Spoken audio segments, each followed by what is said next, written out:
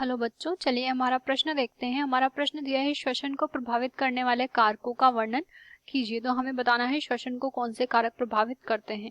अगर इस प्रश्न की हम बात करें तो सबसे पहले हम यहाँ पर देखते हैं इस प्रश्न की मुख्य अवधारणा को। प्रश्न की मुख्य अवधारणा के अंतर्गत हम यहाँ पर कह सकते हैं कि सामान्य रूप से यहाँ पर जो श्वसन की क्रिया संपन्न होती है वह कोशिका के अंतर्गत यहाँ पर संपन्न होती है। तो कोशिका के अंतर्गत यहाँ पर विभिन्न प्रकार के जो पदार्थ व कारक होते हैं वह श्वसन की दर को प्रभावित करने में सहायता प्रदान करते हैं।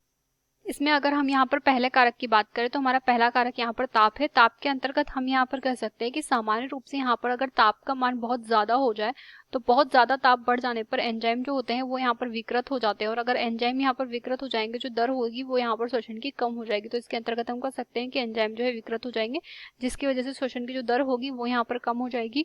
और अगर ताप की बात करें और इसके अंतर्गत हम कहेंगे कि ताप का मान यहाँ पर कम हो गया, तो ताप कम होने पर एंजाइम जो होते हैं वो यहाँ पर जो है निष्क्रिय हो जाते हैं, और एंजाइम के निष्क्रियकरण के कारण भी यहाँ पर जो दर होती है वो कम हो जाती है। तो श्वसन की दर इस प्रकार से इससे प्रभावित करती है।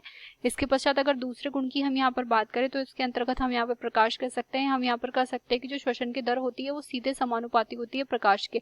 तो इसके अंतर्गत हम यहाँ पर कह सकते हैं कि पर्याप्त प्रकाश की यहाँ पर जो है श्वसन के लिए कोशिकाओं को आवश्यकता होती है। इसके पश्चात हम यहाँ पर कह सकते हैं ऑक्सीजन की अगर बात करें तो ऑक्सीजन के अंतर्गत हम कहेंगे कि सामान्य रूप से ऑक्सीजन की मात्रा जो होती है अगर वो यहाँ पर बढ़ जाए तो जो अवायवीय श्वसन संपन्न होता है यानी कि अनोक्सी श्वसन के अंतर्गत हम यहाँ पर बात कर रहे हैं, तो जो अनोक्सी श्वसन संपन्न होता है उसकी दर में यहाँ पर जो है कमी आ जाती है, क्योंकि वहां पर जो है ऑक्सीजन की मात्रा बढ़ जाती है। और अगर हम सामान्य बात करें तो इसके अंतर्गत हम यहाँ पर कह सकते हैं कि सामान्य रूप से यहाँ पर जब ऑक्सीजन की ऐसी सांद्रता आ जाए कि ऑक्सीजन की ऐसी सांद्रता जिसके अंतर्गत जो श्वसन की क्रिया है वो यहाँ पर जो है रुक रही है, वायवीय श्वसन की क्रिया, तो ऑक्सीजन की सांद्रता जिसके अंतर्गत जो है वायवीय श्वसन की जो क्रिया है वो यहाँ पर रुक जाती है। तो श्वसन की क्रिया जो रुक जाती है इसके अंतर्गत ये जो दर होती है इस दर को हम विलोपन बिंदु के नाम से जानते हैं। तो वायवीय श्वसन की क्रिया जो रुक जाती है जिस सांद्रता पे, उस सांद्रता को हम यहाँ पर सामान्य रूप से जो है विलोपन बिंदु के नाम से जानते हैं। तो यह यहाँ पर श्वसन का जो है विलोपन बिंदु होता है। इसके पश्चात हम अगर यहाँ पर जल की बात करें तो जल के अंतर्गत हम यहाँ पर कह सकते हैं कि श्वसन की दर के लिए यहाँ पर जो है जल बहुत ही ज्यादा आवश्यक होता है।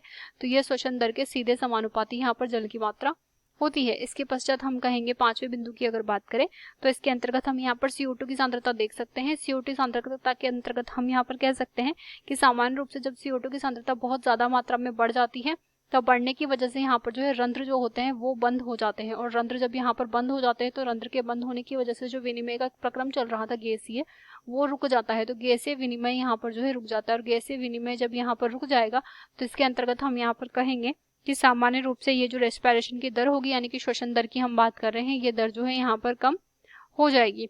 इसके पश्चात अगर छठे बिंदु की हम बात करें तो इसके अंतर्गत हम यहाँ पर कह सकते हैं कि जो पादप जीर्ण होते हैं उनमें भी यहाँ पर जो है श्वसन की दर जो होती है कम होती है। तो जीर्ण पादपों में यहाँ पर जो है श्वसन की दर कम होती है। आशा करते हैं आपको ये प्रश्न समझ आया होगा। धन्यवाद।